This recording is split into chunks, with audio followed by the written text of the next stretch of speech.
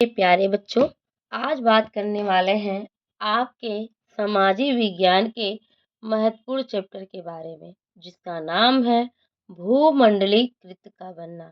आज हम बात करेंगे भाग 2 के बारे में। 19वीं सदी 19वीं शताब्दी 1815 से लेकर के 1914 तक चली थी। उसमें 19वीं सदी में पूरी दुनिया तेजी से बदल रही थी। इस अवधि में सामाजिक, राजनीतिक, आर्थिक और तरक्की के क्षेत्र में बड़े जटिल बदलाव हुए थे। इन बदलावों में वजह से विभिन्न देशों के रिश्ते समीकरण में अभूतपूर्व बदलाव देखने को मिले। कहा जाता है, जिसमें अर्थशास्त्री मानते थे कि आर्थिक आदान प्रदान 3 प्रकार के होते थे, जो निम्नलिखित हैं।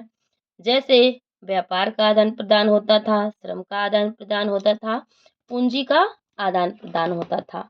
अब हम जानते हैं कि व्यापार का आदान प्रदान कैसे होता था।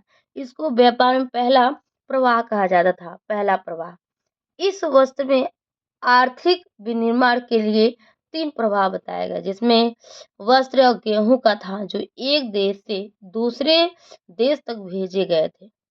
दूसरा जो श्रम का आदान प्रदान था, ये श्रम का, क्योंकि लोग रोजगार की खोज में दूसरे देशों में जाने लगे थे। ये तीसरा प्रवाह यानी पूंजी का आदान प्रदान क्या था। इसमें देखा गया कि पूंजी का था, जिसमें पूंजीपतियों ने अल्प या दीर्घ यानी थोड़े या ज्यादा में इस अवधि में के विदेशों से पूंजी का निवेश करना क्या किया, प्रारंभ कर दिया। जिसमें ये तीनों प्रवाह क्या हुए, मिलकर जुड़े हुए थे, जिनका प्रभाव लोगों के जीवन पर पड़ता था। कभी कभी इनके प्रवाहों में से क्या बाधाएं भी आ जाती थी। फिर भी इन्होंने क्या किया, 19वीं शताब्दी की अर्थव्यवस्था को इनके माध्यम से समझा जा सकता है। अब बात करते हैं वैश्विक यानी विश्व अर्थव्यवस्था का निर्माण, यानी पूरा अर्थव्यवस्था का निर्माण विश्व का कैसे हुआ। कहा जा रहा है, इस काल में यूरोप में खाद्य उत्पादन और उपभोग के रुझानों में क्या हुआ, बदलाव आ गया था, जिसमें सभी देश क्या कर रहे थे, प्रयास कर रहे थे खाद्यान्न के क्षेत्र में भी आत्मनिर्भर बनने के लिए कह रहे थे। जिसमें 18वीं शताब्दी में यूरोप की जनसंख्या में क्या हुआ, भारी वृद्धि होने के कारण भोजन की मांग बहुत ही तेजी से वृद्धि होने लगी। जिसमें सरकार की जमींदारों के दबाव के कारण मक्के के आयात पे क्या हुआ, नियंत्रण लगा दिया पड़ा। इसके फलस्वरूप ब्रिटेन ने भोजन की कीमतें भी बढ़ा दी। अब देखा गया, ब्रिटेन में भोजन की कीमतें बढ़ गईं। उसके बाद उद्योगपतियों, शहरी लोगों ने क्या किया, सरकार को इस बात के लिए बाध्य किया, जहां कास्ट लॉक कहा गया, समाप्त कर दिया गया।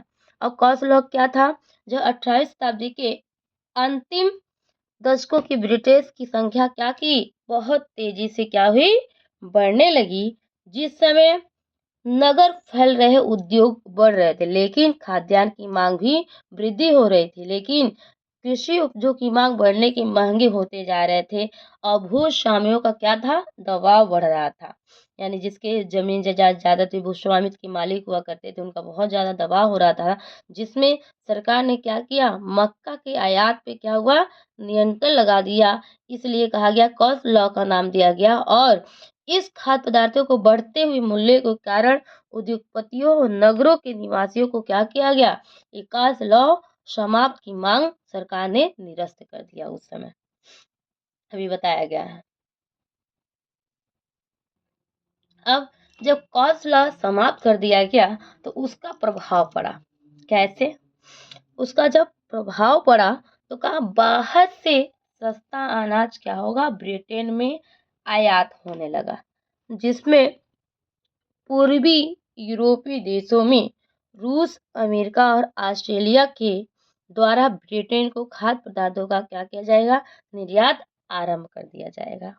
उस समय अनाज के खेतों से बंदरगाहों को तक सही समय पहुंचाना भी जरूरी हो गया था। इसके लिए रेल लाइनें भी बिछाई गई।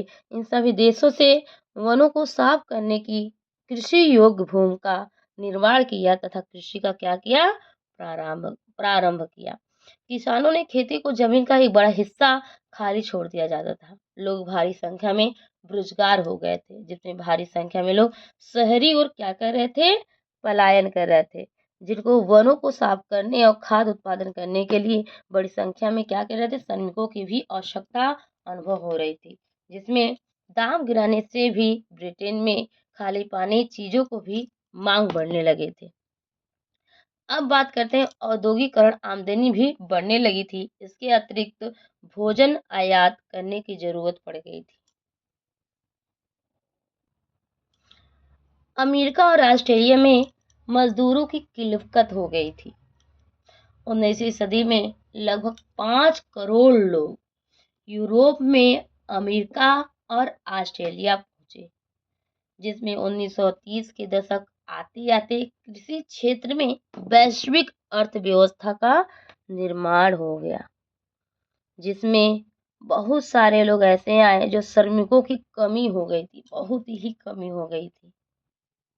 अब हम तकनीकी की बात करते हैं। तकनीकी इस समय यानी इस अवधि में भाप के इंजन, रेल जहाज तथा टेलीग्राफ या तकनीकों का आना सभ्यता के विकास में बड़ा ही लाभकारी सिद्ध।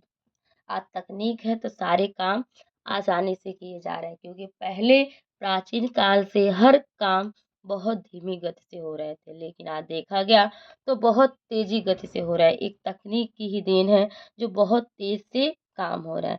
तकनीकी ने क्या किया, सामाजिक, आर्थिक तथा राजनीतिक परिस्थितियों को क्या किया, बदल के रख दिया, जिसमें यातायात, संचार और बाजारों का भी विकास करने के लिए विश्व को नई अर्थव्यवस्था मिल गई, जिसमें 19वीं शताब्दी के महत्वपूर्ण तकनीक आविष्कार को टेलीग्राफ, रेलवे और स्टीप कहा जाता था। ये जहाजों के आविष्कार के बाद को क्या कहा गया, जब जानवरों को मार डाला गया, फिर ये जमे हुए मांस के रूप में यूरोप भी भेजा जाता था। अब बात करते हैं यूरोपीय लोगों ने अमेरिका के लोगों के रास्ते पे लाने के लिए तरीके अपनाए, यानी कौन कौन से ऐसे तरीके थे जो इनको चाहते थे कि रास्ते पे लाया जाए। पहला जो था, लोगों पे इतना अधिक टैक्स लगा दिया जाए, यानी इतना अधिक कर लगा दिया गया कि केवल वही खाने बागानों में काम करते ही रह जाते थे, लेकिन कर नहीं चुका पाते थे, टैक्स नहीं चुका पाते थे। उत्तराधिकार के कानून को बदल ही दिया गया। अब किसी भी परिवार का एक ही सदस्य क्या होगा, जमीन का उत्तराधारी बन सकता था। इसमें अन्य लोगों को मजदूरी करना क्या होगा, बाध्य कर दिया जाएगा, यानी रुकावट कर दिया जाएगा, इस योग्य नहीं होंगे कि काम कर सके। जो खान में काम करने वाले लोग थे, मजदूर, उनको क्या है, कैंपस के भीतर ही रखा जाएगा और उन्हें खुला घूमने की छूट नहीं दी जाएगी। अब बात करते हैं रीडर पेस्ट क्या था। रीडर पेस्ट ये मवेशी फ्लिंग एक बीमारी थी, जिसमें 1980 में अफ्रीका में फैली थी। पशुओं में फैलने वाले फ्रेक रीडर पेस्ट का रोग महामारी बन के क्या हुआ, ये फैल गई, यानी एक संक्रमित बीमारी थी, जिसमें इस बीमारी में हजारों लोगों को उनकी क्या हुई, रोजी रोटी भी छीन ले गई, जिसमें अफ्रीका के लोग पशु पालकर अपना जीवन यापन करते रहें और वो अपना भूमि और पशु ही उनके जीवन का आधार बने रहे।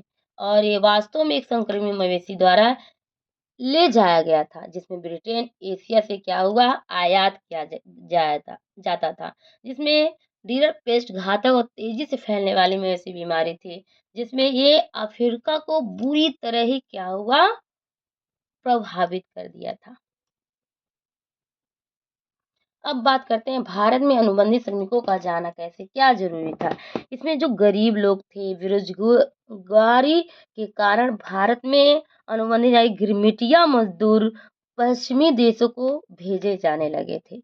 अब 19वीं शताब्दी में चीन और भारत से ऐसे लाखों श्रमिक क्या कर रहे थे, बगानों, खदानों, सड़क निर्माण, रेल निर्माण आदि से क्या कर रहे थे, काम करने के लिए जाए गए, जिसमें 5 साल तक काम करने के लिए एग्रीमेंट पर ले जाया जाता था, जिसमें अनुबंधित श्रमिक वास्तव में अर्थों में बंधुआ मजदूर को कहा जाता था, जो एक विशेष में एक नियोक्ता के रूप में काम करने के लिए सख्त अनुबंध के तहत ले जाया जाता था, जिसमें भारतीय गिरमिटिया मजदूरों को आमतौर पे गुयाना, सूरीनाम, फिजी, मॉरिशस और अन्य कार्बाई द्वीपों में काम करने के लिए भर्ती किया जाता, लेकिन इनमें साझा देकर भर्ती किया जाता था, यानी धोखा देकर के क्या किया जाता था, भर्ती किया जाता था। जब आगमन पर मजदूरों को काम करने की वास्तविक कठोर परिस्थितियों के बारे में पता चला, तो ये गुलामी के इस नए रूप को